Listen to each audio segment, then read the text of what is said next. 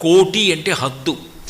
చిట్ట చివర ఎంత వరకు ఇవ్వవచ్చో, ఇక ఇవ్వడానికి ఆ తర్వాత ఏది ఉండని స్థితి ఎక్కడుంటుందో అక్కడ వరకు ఇవ్వగలిగినటువంటి దేవతాస్వరూపాలు, వాటిని పరబ్రహ్మస్వరూపిణి అంటారు.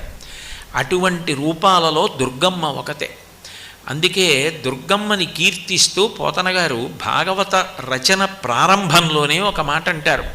అమ్మలగన్నయమ్మ ముగురమ్మల మూలపుటమ్మ చాలా పెద్దమ్మ, సురారులమ్మ కడుపారడి బుచ్చినయమ్మ, తన్నులోనమ్మిన వేల్పుటమ్మల మనంబున ఉండెడియమ్మ దుర్గమాయమ్మ, కృపాబ్ధినిచ్యుత మహత్వ కవిత్వ పటుత్వ సంపదల్ అన్నారు.